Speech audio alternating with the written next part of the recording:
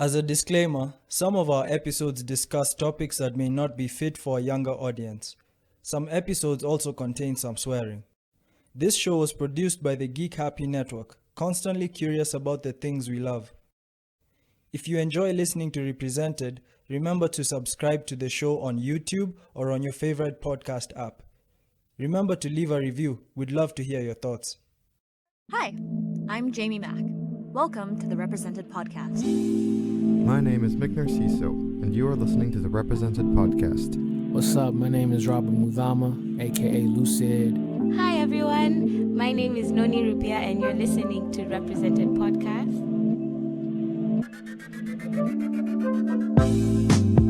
A journey through the lives of everyday people such as yourself.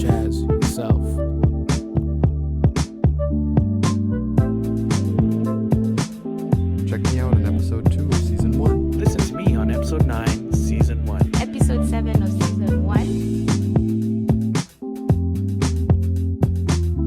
I think I couldn't be more happier and more like myself now. I feel. It opened my eyes to why I think and feel the way I do, And they inadvertently teach me how to be more creative. And I'm excited to share that story.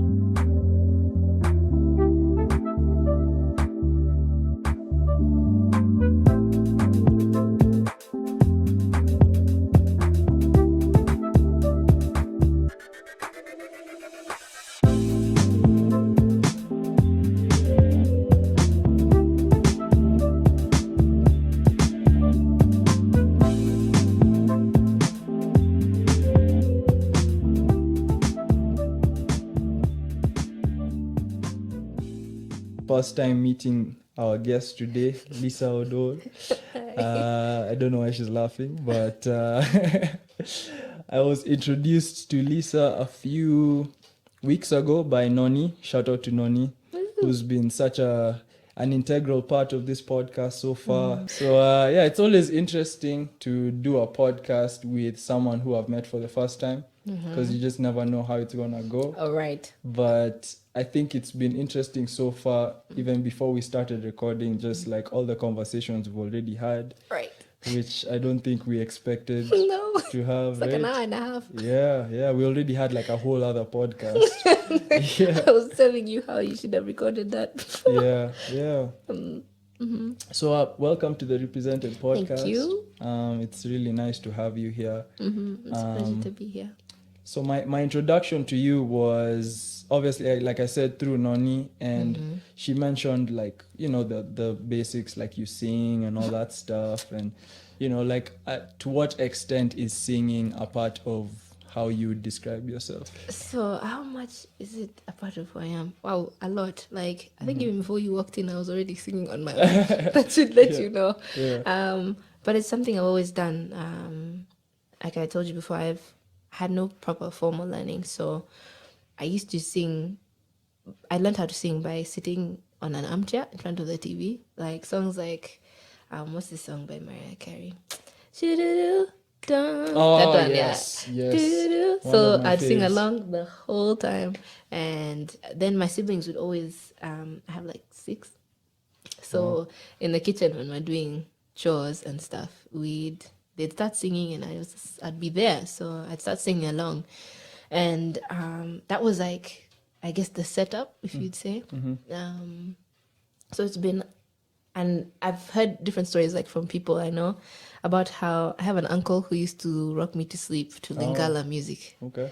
And now, even now, when it comes on, I feel it so much. Like, there's a part of your heart which is like, you feel like it's how people say my chest. Yeah, that's how I feel about that music. So it feels like, even as much as it's what I do, it's so much a part of my day to day. Like, people have, how people say, yeah, I sit on the toilet and I think, or and me, it's the shower. And sometimes I'll just have music outside when I'm just like, and I'll go through thoughts in my head. It's so much, like I can't imagine my life without music. It's almost one of the first other things I learned how to do was whistle, and my dad would whistle songs he knew. So there's some songs I know by extension, just because of them singing along. So for me, it's almost like if you met me I don't think you could think outside of music, but at the same time, it's what I do, but it's not entirely who I am.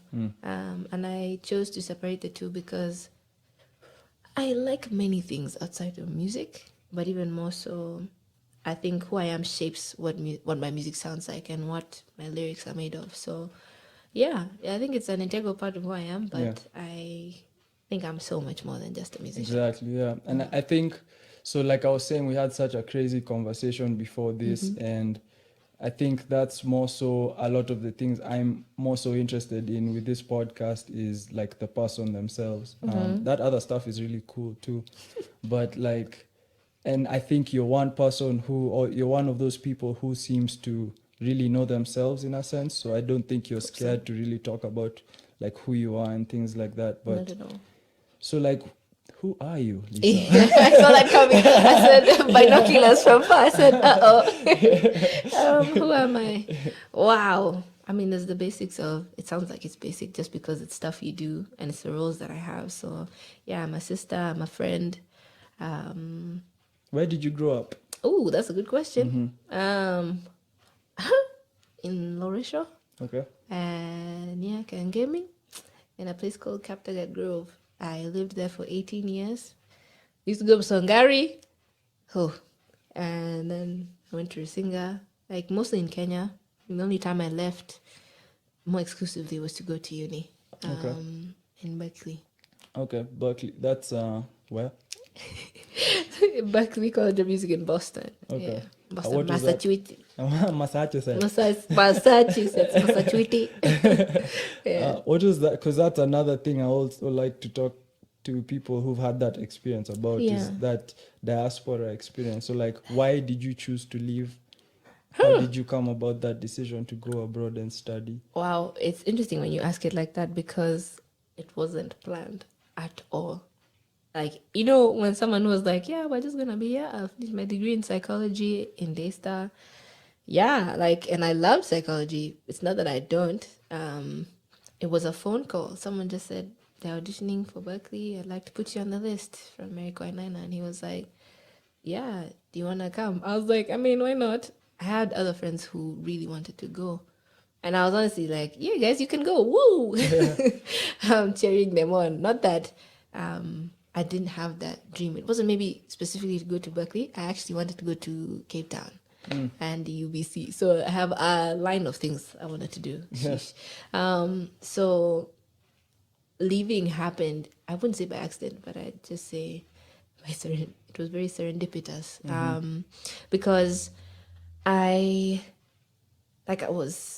think I took a break that year. Was it 2014? I took a break from Daystar because I got a job on Coke Studio. In the midst of that, before it started, I was called for the audition. And then there's this months of waiting. And then just before I went on a missions trip with Nairobi Chapel, was when I was accepted to go. And now I kept saying, there's no way I'm going to go if God doesn't give me a scholarship. I said, unless you pay my school fees, we're chilling. So I would just wait like that whenever people asked me. And literally, that's exactly what happened. And I go for the missions trip, I come back, and all the wildness of preparing happens. And then in 10 days, I pack my bags and I'm gone. And my whole room is in my 2 suitcases. And it was wild for me because I was like, you know, it felt like a dream in my heart was being revived because I didn't think I'd ever get to go and study music. And I wanted to. That's why I wanted to go to Cape Town. So I wanted to go to UBC because I was like, yo, I actually want to understand this language. And so it helps me speak the language better, not just with other musicians, but to the audience.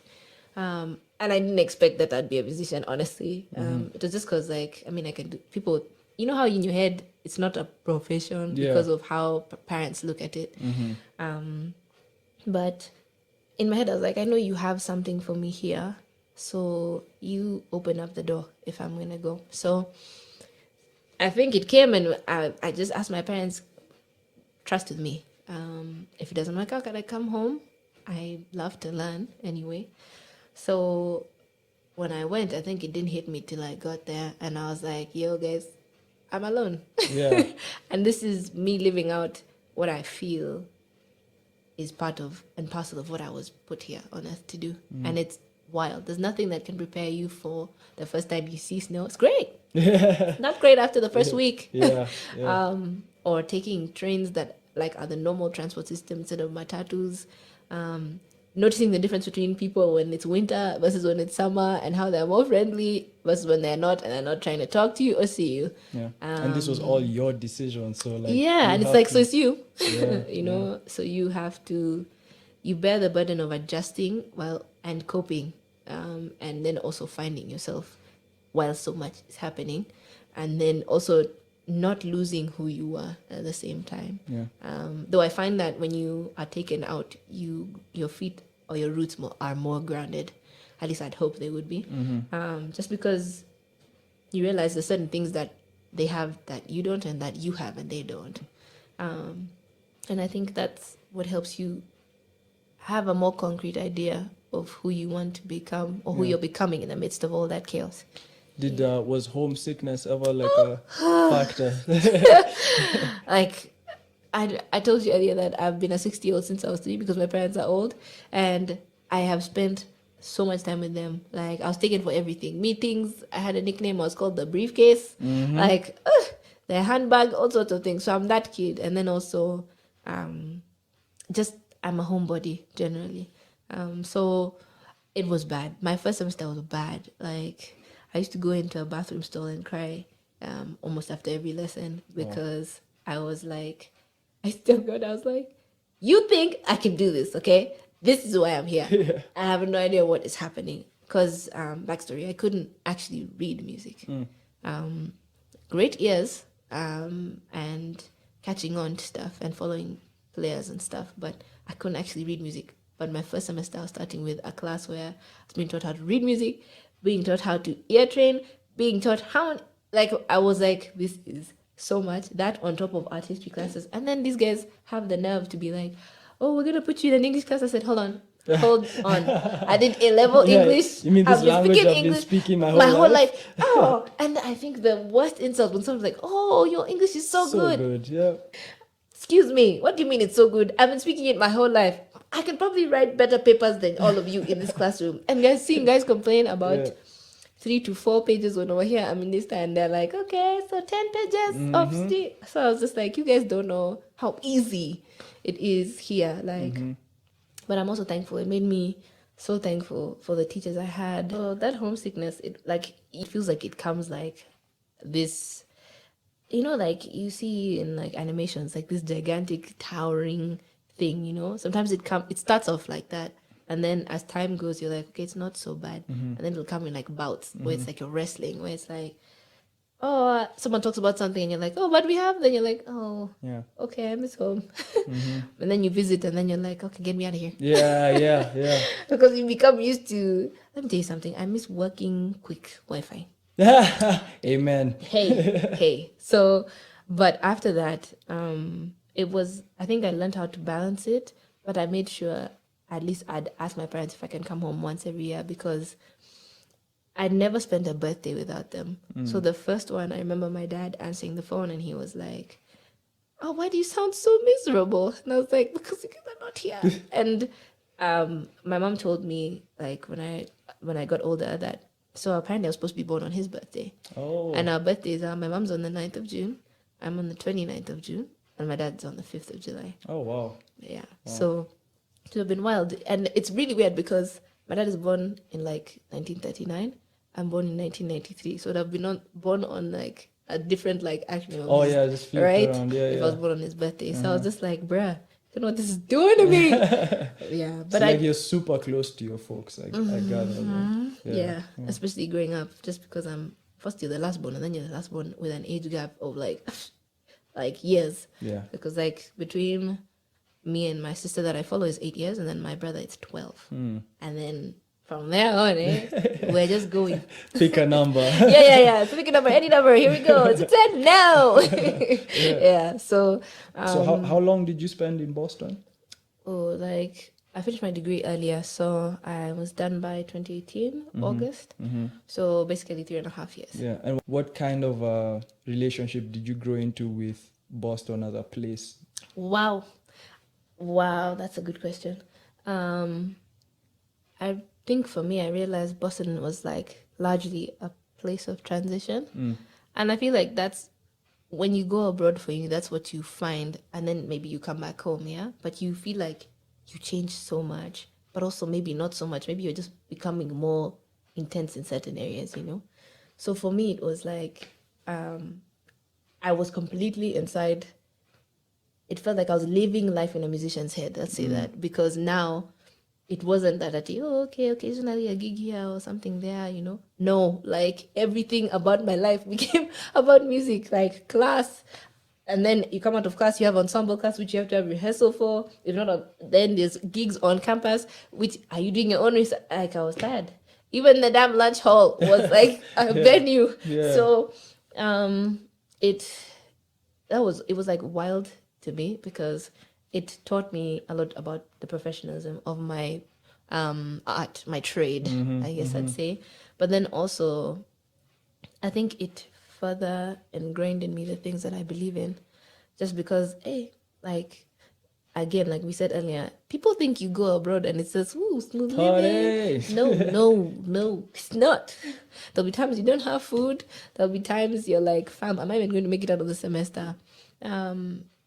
And even when you realize it's not that you're not cut out for it, you know, there'll be a lot of internal battles you have with yourself, just trying to be like, hey, maybe, what if I don't want to do pop or these things? Am I wrong for doing that? Because that a lot, did you feel some of that kind of pressure from the people you were in school with? Right. And then also, not even because it was them directly inflicting it, it was just the idea of like, this is a school which births popular musicians, one. And then two, it's like, even if it's not about being popular, it's just like, we don't sound like them. I don't sing like them. I might know their music to some degree, but I haven't lived that life. So to some degree, it's like, yeah, I was prepared for this in some way, shape, and form where we have a lot of the same memories, but I've not lived your life and I've not lived in America. So I can't identify with certain things. And you might feel out of place, but it made me realize, like, no, it just means there's space for me in my unique form and the way I understand things and the way I might hear that music and interpret it, you know? Because it's easy to be caught in a comparison trap versus being like, yo, oh, this is cool. This is just who I am, you know? And I think you always have to go through that, like, that friction of being like, am I really in the right? No, I'm here. I'm supposed to be here, you know? So, yeah, Boston was completely... It became a place of transition, but then as I was leaving, I started to realize, like, there's so many things I like about it. Like, there was a place called the Arboretum, or the Arbor or something. And there's a hill you could sit on top of and see all the way into Boston, and you'd see all the trees going like yellow and red and orange, and I was just like, oh my God, I love it so much. Yeah. Or near where I lived, like, there's the Charles River, so you could walk down and there were playgrounds by the riverside. And I was looking at my old Instagram stories and I was like, guys, like, this place, to some degree, in as much as it was a place of a lot of, I guess, wrestling and tussling and back and forth to form parts of who I am now, it was definitely a place that I grew to love. Because I think that's the thing with struggle. And as much as sometimes we hate going through it, sometimes you're like, I appreciate it, you know? Yeah. So I liked it a lot. Like, I remember all the places we used to go with some of my friends when we were deep in the struggle. Yeah. And we used to go to this place called SNS. Shout out to them grandmas and grandpas who worked there, which had been open for like 100 years. And they had these barbecue wings. Let me tell you something. And we'd go there after church and we'd be like, yo, it's like $10, which seems expensive, but for what they gave you, like proper food. And we'd sit there and talk, or even just sometimes, okay, we were really random children. We'd walk in like my first 2 years, it would be late at night in the summer and it's like so warm and everyone is awake. So we'd walk to our playground at like 1 a.m. and end up sitting on a swing and just chilling, and then walk back home at like 3, 4. You're like, yeah, you have class the next day at like lunchtime, so you're fine. But it was so nice because you just wanted to be together. And it just showed me the value of community even more. Yeah. You know? So. And I find that, like, when you're describing that, I'm thinking about all those little things I remember about Vancouver. Like, all those little spots you liked to go and just sit, and Right. especially those moments you're saying, like being in the struggle, there's those places that kind of comforted you and stuff. Because Absolutely. I feel as though people see diasporans abroad, they watch their Instagrams and it looks glamorous Right. and all that It's not. stuff. Yeah, and they fail to realize just how real it can get, and they don't get to see. So on this podcast, I like asking people about that journey a lot, because there's a side of it that I don't think gets communicated enough. Absolutely. Yeah, about Yeah. just that, I guess, the dark side. But like with the darkness comes like getting to know yourself Yeah. and all that stuff. And I find so much value in that side of it, more so than all the stuff people want to show on Instagram. But Right. you grow so much from those experiences. And Absolutely. that means way more than any rooftop view you might have Listen. posted, you know. Listen. And I think also people like maybe they don't want to show that part because it's like I don't want you to change your mind, because it's there, but I might not show it to you just because I'm like I want to be on this end of things, you know. But I think if people took a bit of time to actually show people some degree of their real life, I think we'd all be a bit more compassionate, you know. Yeah. Instead of being like, hey, uko macho kuna nini, you know, maybe it'd be like, yo, are you okay? Do you Yeah. need help? Yeah. Can we send something with someone, you know? Yeah. Because even like when I'd come home, it's funny, even like it would be the reverse. Like I'd talk so much about home, everyone's like, we gotta come there. Yeah. And then Kenyans are like, yeah, go back, don't come. Yeah. So now, like looking back, like there are many friends of mine over the years who have come. I have a friend who we almost think she's Kenyan now. Yeah. Because was she here for her fourth time or third time since I've been to Berklee, and you'd honestly think she's another part of my family. She's Korean, by the way. Oh, wow. And then like we've started now, it's our community from then has branched out to more things. Like we've flown to people's weddings. Like it's becoming so much more like for real, like a heart connection, in the sense of like we've seen each other through like the formative stage, and now we're making life-changing decisions, you know, like I know my friends' husbands or things like that, you know. So yeah, I appreciate what it made, I guess, formed in me. That's what I'd say. Yeah. So 3 years in Berklee/Boston, and then where did you go from there? Wow. And then I abruptly moved to Los Angeles, which was LA. right. I might as well sing the area code. But yeah, it was wow. I felt like I was living in a dream, in the sense of like, you know, that place when people talk about it, and then I like, wow, I'm here. Am I actually here? And I lived in a Hispanic neighborhood, predominantly Hispanic neighborhood, in a place called Van Nuys. So not spelled N-I-S-E, it's spelled N-U-Y-S. Oh, okay. All right, your brain is like, nice. Yeah. Nice. Nuys. Nuys. Yeah, and I lived there, and like I told you before, I love nature. So it almost felt like I was like, oh, look, it's hills. Oh, wait, and there's forest. Oh, my word, is that a beach? I loved being there. I think more so for that reason. If I didn't have to work like the hustle, I loved it. And Yeah. What the was your people- hustle while you were Good there? and good. My hustle was like my hustle is like just the hustle and bustle of like trying to make it as a Yeah. musician or creative, because there's so many people just like you. Like so many people. I don't think I've ever been to a town where there are more musicians / actors / like, you know, people say triple threat, etc. It's a real thing, and there are many of them. Leave alone New York. Like, I was like, you guys, I don't even know you if you're not trying to be singing, and you're like, okay, why don't I wait out with acting?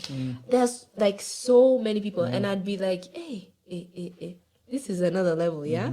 Like some of you guys have, leave alone people with agents, like people who are not even discovered, and I'm like, yo, The how are you not standard is so known? high. Yeah. Like even just going to Berklee, I already had the complex of like, these guys have been doing music for years before I even got here. How am I supposed to fit in? And then I was like, okay, I found my space, and I'm like, I believe in working hard and excellence. But now, LA was like on steroids because you show up and you're a newbie, and so much of the entertainment industry is about connection. Who you know, who can, what studio you're in, how much you push, you know, like guys even get on shows not to necessarily win, just so they have a larger audience of people to hear them. Because like a friend of mine was talking about a conversation they had with, I think was it Kenny Latimore's, one of the guys who brought him in when he was in Kenya, I think last year or the year before.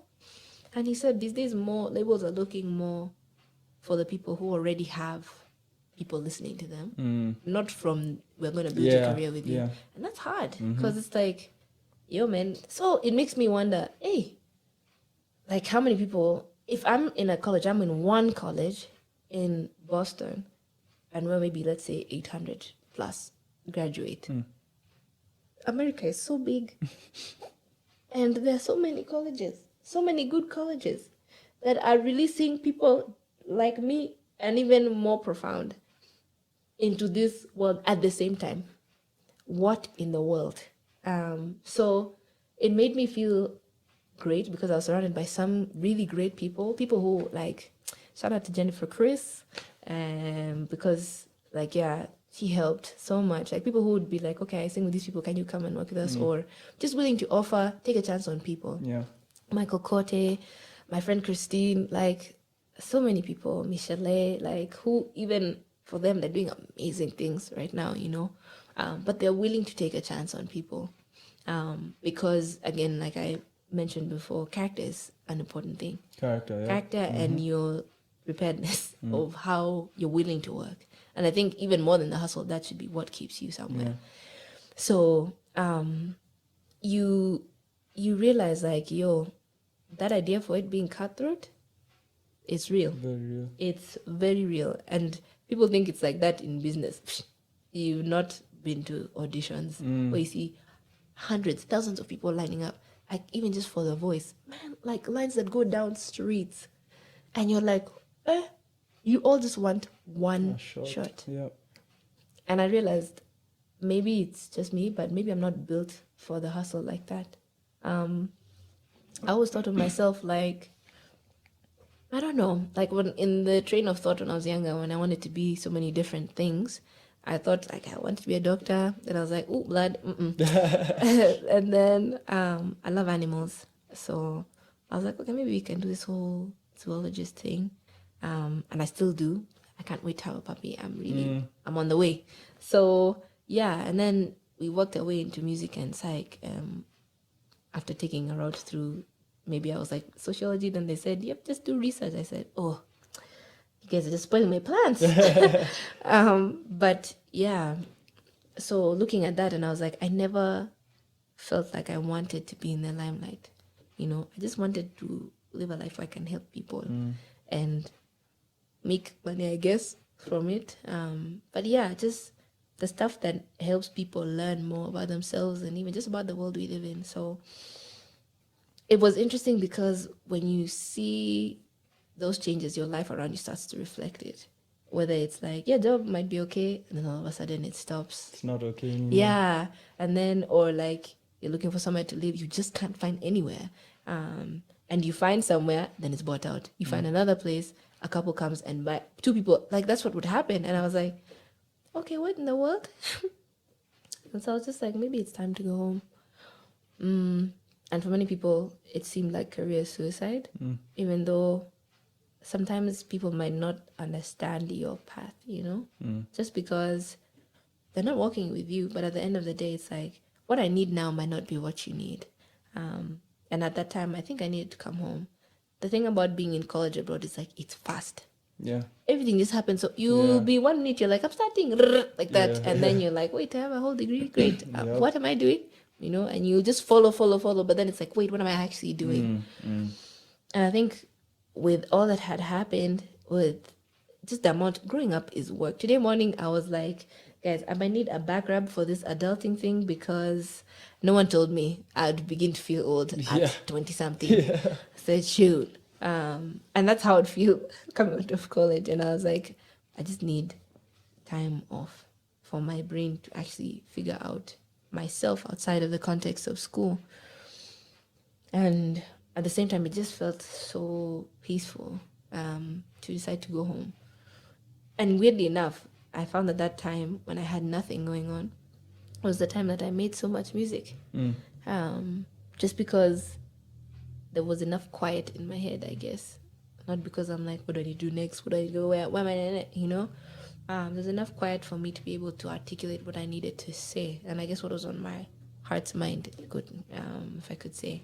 So, yeah.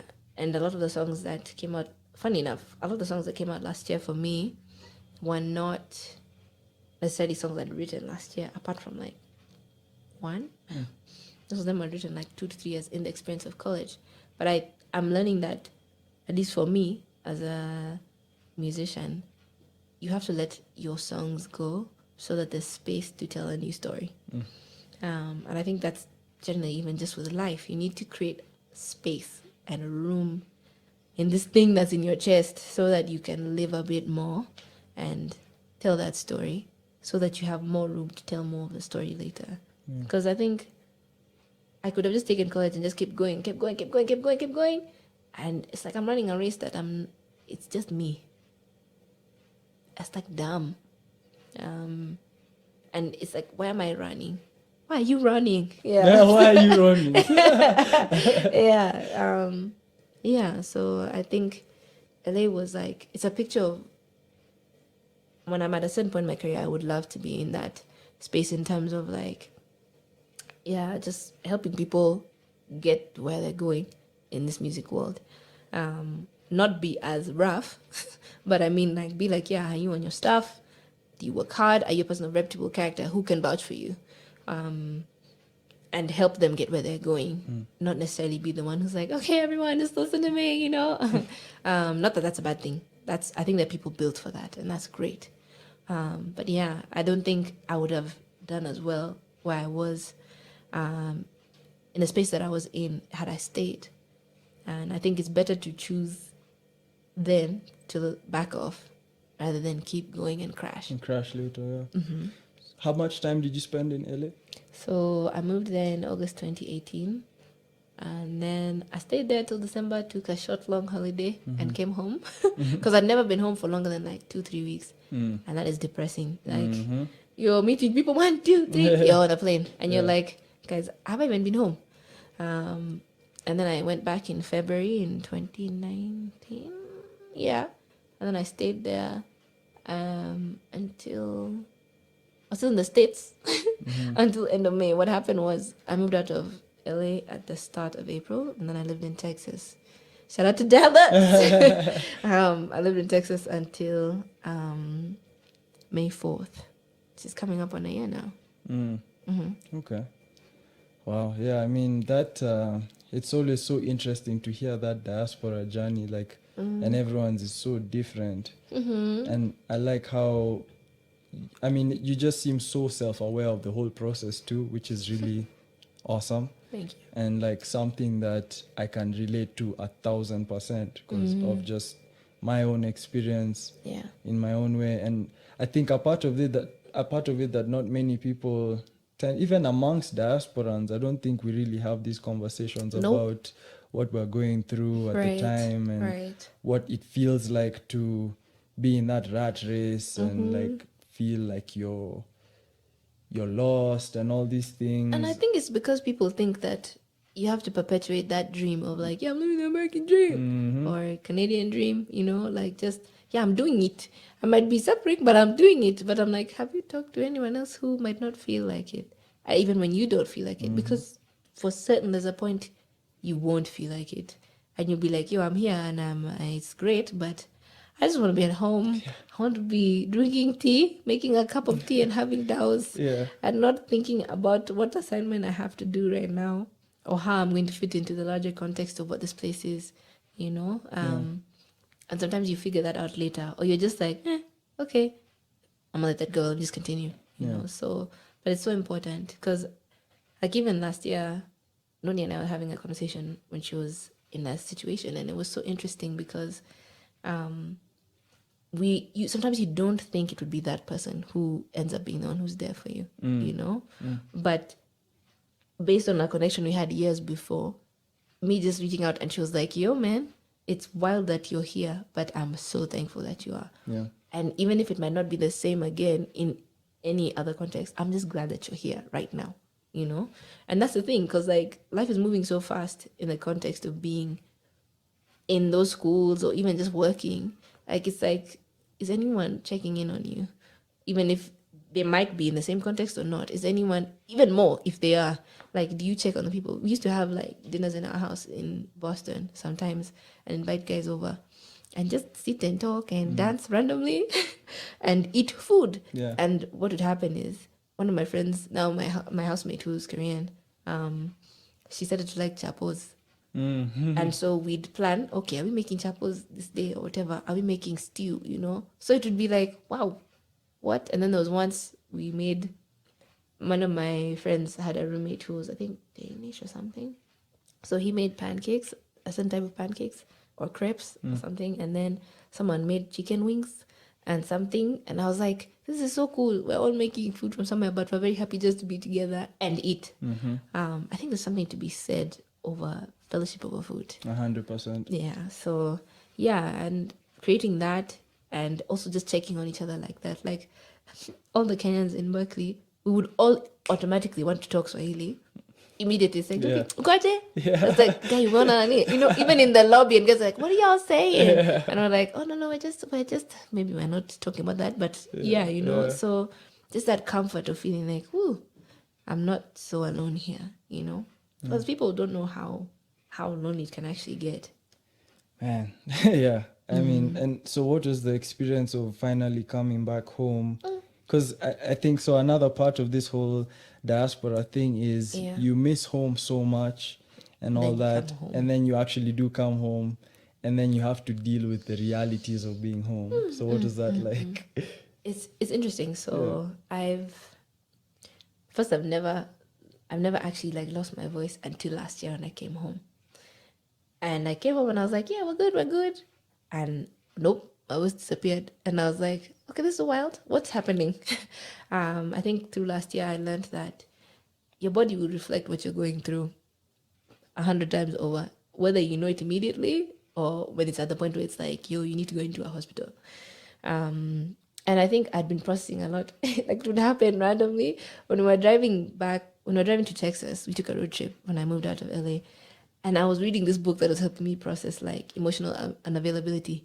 And I would read, and I start processing, then I'd black out. And it's not because I sleep on cars. I love like long distance drives. I would sleep so much. I was like, Connie, have I not been getting sleep? And even when I got to Texas, I wasn't as busy. So I'd like stretch. I used this Nike Training Club app. And they have like stretches, yeah. Okay. Some are like basic, like warm down things. So I do them before I sleep. And I'd sleep for 10 plus hours. And I was like, what is happening to me? But I think my body was just processing the change. And even when I got home and I lost my voice, I literally was being told, sit down, take a break, and just be here. Don't start doing immediately you've reached. Yeah. So for like 2 months, nothing. Like even gigs that would try to come, they would fall apart. And I was like, okay, this is interesting. Maybe I'm just being told to sit still. That's so interesting. Right? Because like I've seen it in myself, and I've seen it in other people where you come home and it's like, okay, you need to start like moving and shaking. No. Your life just says, no, sit down, shut up, you know? And it's good because I think it's always good. You need to take stock, not just of where you are, but of what has happened. Yeah, where you've been. Listen. And I'm like, you can just keep moving, but then you don't realize it's like you have gunias on your back for those who don't understand German. Like baggage on your back, and you don't realize you've had it, even if it's just from life, the way it has happened. And not just taking time to process, because like I said earlier, you can't escape it. Whether you avoid it now, it'll meet you somewhere, it'll tag along, or it's a crutch, you know? Yeah. So you just need time to process. And it was good because when I eventually started doing stuff, I was like, okay, I feel much better now. Like I feel like, let's go, you know? Yeah. And I think those 2 months of like silence were really good, because it's funny because I had to give an engaged talk. Shout out to Don and Agatha. Oh, cool. Oh, you have one? Is it online? Yeah, it is. Oh, crazy. I don't talk What? about it much because I freak out. What? I've watched them, and here you are talking about engaged talks, and you have one. I'm definitely gonna check that out. No, you know my secrets. I'm Yeah. joking. Yeah. No, go ahead. Yeah. But I had to give an engaged talk, and when you have enough silence around you to think and hear, it allowed me to process like stuff I hadn't processed for 10 years. And that's wild to me because it's like, what was I doing? Trying to grow up. But also just, it allowed me to tell my story, even if people don't understand, but tell it in a way that also allowed me to heal as I told it. Which I think is like super important, which is why I'm just like, I'd rather have lost my voice and not sung anything before I opened my mouth to say stuff that would have damaged everyone involved, and including me, and made it like a history of blame, you know? Because like with the talk, I ended up writing a song called Enough. Blame is a name game. Truth is I'm at the end of my rope with it. Carrying my heart, the blood stains on my shirt from all the holes I've been bleeding through. But today I will let go of the aching. Today I let go of what I heard you say.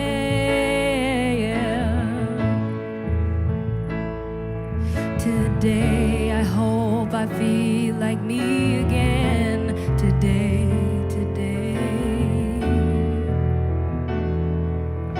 I will be enough for me.